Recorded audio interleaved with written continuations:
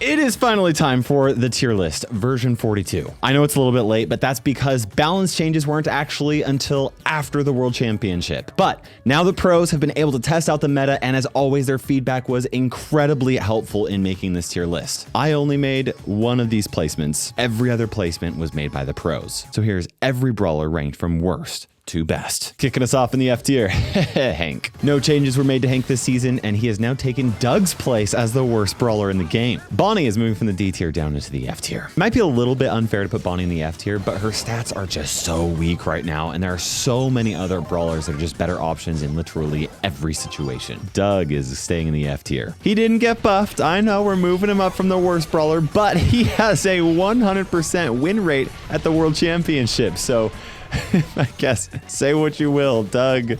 I don't even want to call him usable, but the pros were... Anyway, he's still pretty bad. Next to the D tier brawlers, also not great options. Probably not even the pros are going to be playing these most of the time. Mr. P is staying in the D tier. Very similar to Bonnie, Mr. P is just really weak, so there's usually better options, but he's still a decent counter to a few brawlers, so keep him in mind, but not like, you know, in the back of your mind. Oh, Edgar's going from C tier down to the D tier. Edgar is slowly going back to being one of the easiest brawlers in the game to counter, as there are more and more brawlers that get hypercharges that make Edgar struggle a little bit. Keep in mind that this is for the competitive meta. Edgar's actually really good in lower metas, lower trophies when people don't know how to counter him, but later on he gets really bad. Next is Grom, staying in the D tier. Grom's probably the easiest thrower to dodge, and now there are enough throwers in the game that he's almost never used competitively. Bull is moving from the C tier down into the D tier. More top brawlers this season counter Bull really well, so he's just barely being used right now. Janet is staying in the D tier. She's another brawler with really weak stats, but her kit has always been solid, so I think that she'll like get a lot better when she actually gets a hypercharge. Okay, next we got the C tier brawlers. These ones are also not like very competitive, except for in the extreme cases, but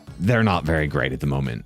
Brock is moved from the D tier up into the C tier. Brock's range and DPS are enough to keep him out of the D tier, but his shots are just really easy for good players to dodge, so there are better sharpshooters at the moment. The small buff to his health has also made him a little bit better, just nowhere near the best. Rosa is staying in the C tier. As usual, she's a decent brawler, but there are several other tanks in the game that just do her job better than she does. Jackie is staying in the C tier. She's also not as good as other tanks, and it's also slightly easier to counter her now than before. Fang is moving from the B tier down into the C tier. My boy, he is getting countered by tons of top brawlers right now, and he's being used way less. Oh my gosh, Dynamite is moving from the A tier down into the C tier. Dynamite is sort of being power crept by other throwers, and the current meta has a lot of brawlers with good mobility, so he can't land shots nearly as much. Colt is staying in the C tier. Colt is basically only used for heist these days because he has some of the highest DPS in the game, and all of his bullets can easily hit the safe, unlike, you know, skillful players where all of his bullets rarely hit them. Chuck is staying in the C tier. Chuck is also exclusively good for heist, and he's probably slightly more useless than Colt in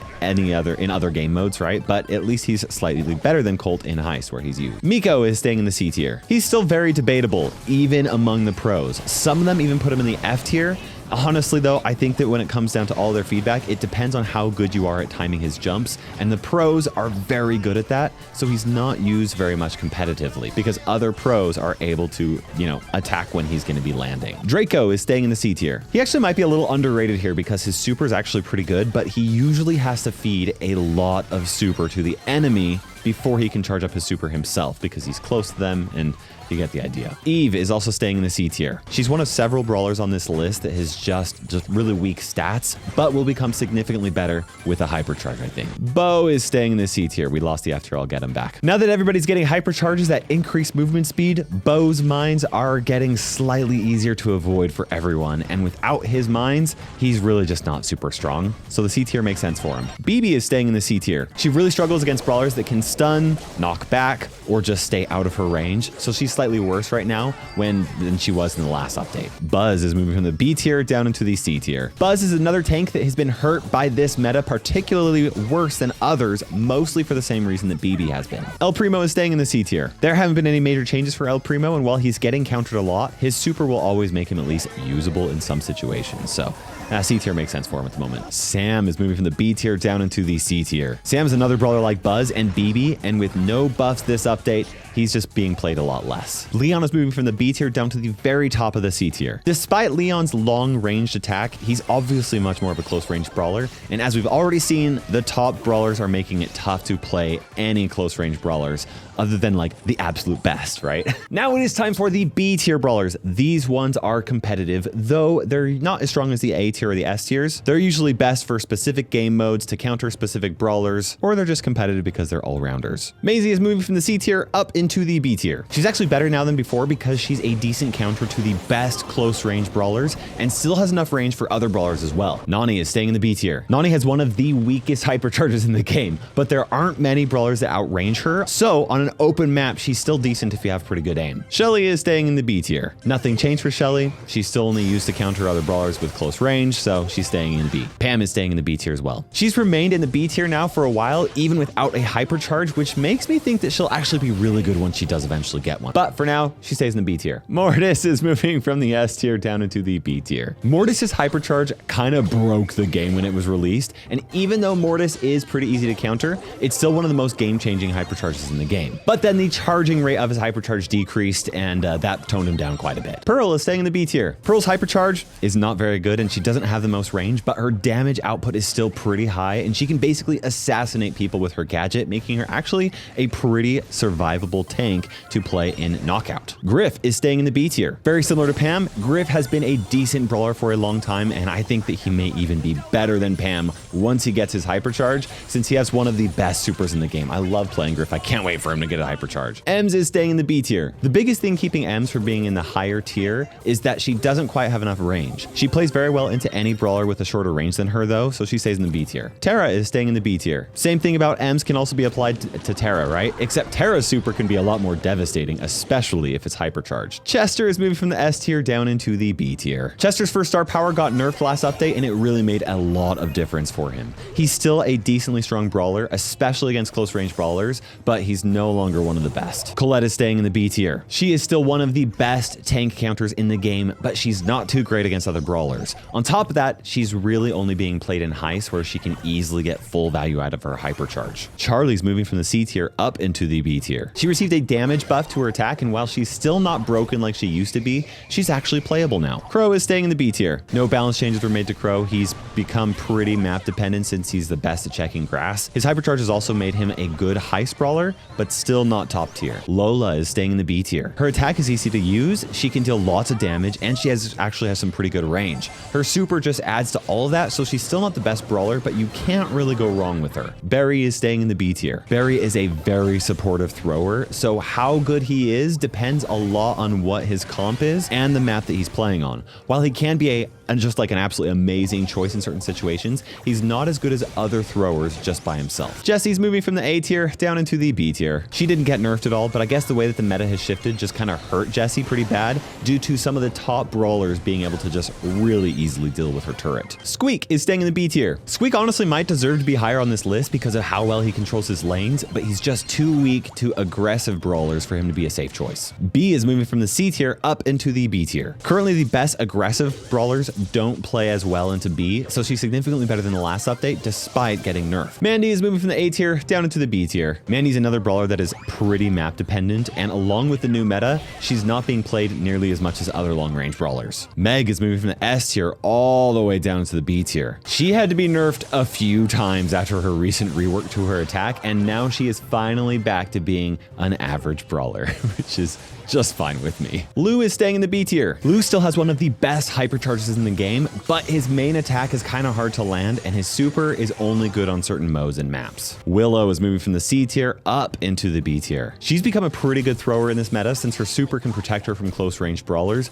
but both her super and her main attack can be hard to land, so there's usually better thrower options. Melody is staying in the B tier. Nothing's changed for Melody. She's still only being used competitively in Heist. Poco is staying in the B tier. He's still a good healer, but there are just better healers right now, so there isn't a huge need for Poco at the moment. Belle Belle is staying in the B tier. Belle is a fine sharpshooter, but most others do a lot more damage than she does, and she doesn't really have a way to safely get away from assassins that get too close to her. Her gadget can help, but there's just better options. Spike is staying in the B tier. Spike actually got a buff to his health, and it made him slightly better, just not quite enough to move him up a whole other tier. Carl is staying in the B tier. He didn't receive any balance changes, and the meta hasn't really affected how much he's being played at all. Sandy is moving from the A tier down into the B tier. Sandy has one of the strongest supers in the game, but he's only good on some maps, and he's basically useless in some game modes like Bounty and Knockout, so he's become a pretty conditional brawler to use. Lily's moving from the A tier down into the B tier. Lily's gadget is one of the best gadgets in the game, but even with how well she's able to get close to enemies, she gets countered pretty hard by certain brawlers that are being used a lot right now. Kit is moving from the A tier down into the B tier. How good Kit is almost entirely depends on which brawlers are on his team. He can actually do pretty well on his own with his cardboard box gadget, but once he runs out of those, he really can't do very much without help. Tick is moving from the A tier down to the B tier. This is a blessing, am I right? A lot of Tick's biggest counters are at the top of this tier list, so he's being played a lot less right now. Sprout is staying in the B tier. Sprout is still only good on certain maps, and it might even be used slightly less right now because there are better throwers in general. Gray is staying in the B tier. Gray's stats are relatively weak, but he's still at least B tier because his super can make certain comps like just so hard to deal with. RT is staying in the B tier. RT recently had a rework that allowed him to hover over water when he's split, but it doesn't seem to have made him any better. So it's interesting. 8-Bit is staying in the B tier. 8-Bit got a new hypercharge this update, but it still doesn't seem to have made him an A tier brawler. That being said, he's a pretty safe choice and makes a lot of other brawlers a lot stronger. Cordelius is moving from the A tier down into the B tier. Cordelius might also be higher on this list if you can create favorable 2v2s for your teammates, but he's getting worse because more and more brawlers are becoming able to survive the Shadow Realm. Okay, now we got the A tier brawlers. These ones are very competitive, just not quite as strong as the S tier, but you can play a lot of these brawlers in a lot of different situations and do just fine. Kicking us off, we've got Buster staying in the A tier. Buster is slightly being power crept each update, but he's still an A tier brawler, and I think that he's going to be broken again once he gets a hypercharge. Nita is moving from the B tier up into the A tier. Nita's only good on certain maps and modes, but she is a huge counter to a lot of good brawlers, and even brawlers that counter her have a hard time getting rid of a hypercharged bear. It's just so tanky. Otis is moving from the B tier up into the A tier. Otis received his hypercharges update, and since he's always been a decent brawler, he is now a very safe choice almost everywhere. Clancy is staying in the A tier. Clancy got nerfed hard, and honestly, it might be too early to tell exactly how much worse he is now from those nerfs. Clancy at level 3 is definitely still S tier, but it's not quite as good, and it's even more difficult to get there now. Barley is staying in the A tier. Nothing's really changed for Barley, so he's still one of the best throwers on maps with lots of walls. Ash, oh my gosh, he's moving from the D tier all the way up into the A tier. Ash receives a small buff to the amount of rage that he gets when taking damage, but I guess it's made a world of difference for him, and the old Ash healer combo is really making a comeback right now. Rico is staying in the A tier. No changes were made for Rico, and thanks to his gadget and hypercharge, you really can't go wrong on any map selecting Rico. Gale is moving from the S tier down into the A tier. Gale's nerf from last update almost pushed him out of the S tier, and this most recent nerf was enough to finally put him in the A tier. He's still a great option for countering aggressive brawlers though, so definitely pick him if you have that pop up in ranked. Gene is staying in the A tier. Gene didn't receive any balance changes, and the new meta hasn't really moved him around at all. Ruffs is actually moving from the B tier up into the A tier. Ruffs' new hypercharge easily makes him an A tier brawler, and even S tier might be debatable depending on which brawlers are on his team. Piper is staying in the A tier. Piper is still one of the most solid sharpshooters in the game, not only because of her damage at long range, but also because of her ability to break walls and keep away from close range brawlers. Amber is staying in the A tier. No changes were made to Amber, and she's another brawler that you really just can't go wrong with, and she's relatively easy to use. You just hold down that auto aim.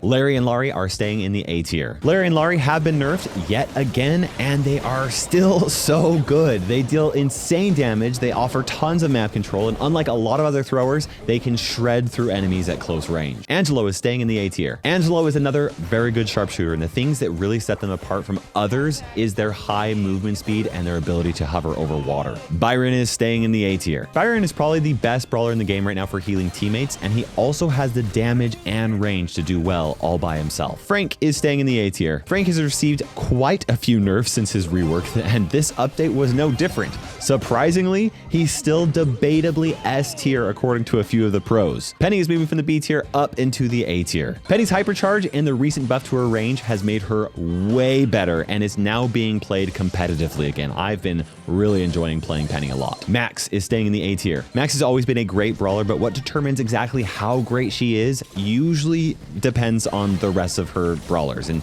support from those top tier brawlers. That being said, she's a little bit better now than the previous update. But now we have the S tier brawlers. These are the best of the best. They are usually competitive on every map, every mode, no matter what's going on. They're good options to ban a lot of the time as well. Stu is moving from the B tier all the way up into the S tier. Stu's hypercharge alone instantly put him in the S tier because he's basically invincible while using it with his Gasso heal star power. Gus is moving from the A tier up into the S tier. We saw a lot of Gus played during the World Championship, mostly because of how much stronger his super makes the aggressive brawlers on his team. He also has enough range to hold his own against just about any other brawler, and his super also protects himself from assassins. Daryl is staying as an S tier brawler. Perhaps Gus's #1 teammate to throw a super on is Daryl.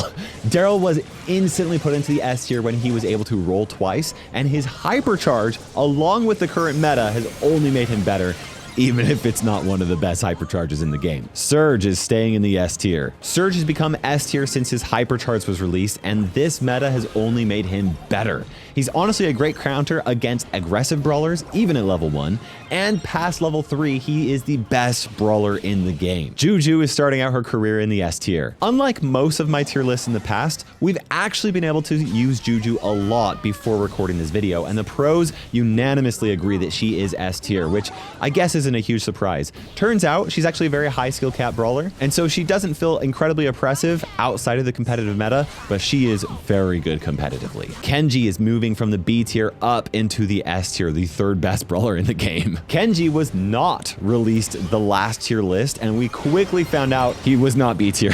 He was absolutely so broken that even with the recent nerfs, he's still one of the best brawlers in the game. Mo is the second best brawler in the game, arguably the best, and he's staying in the S tier. Mo was also even more broken than we thought he would be after his nerfs, and he is still kind of broken. He needs more nerfs. He's really good. And at the very top, we are kicking off Shade's career. And this one was actually not decided by the pros. This was in collaboration with me and Moxie. Moxie's actually the semi-pro player who actually helped me compile all the pro players' feedback and put it into this tier list. So you know that this tier list is the best possible. He helps me with my update videos and has had extensive time to research and play Shade. At the time that I am filming this, Shade has not been released.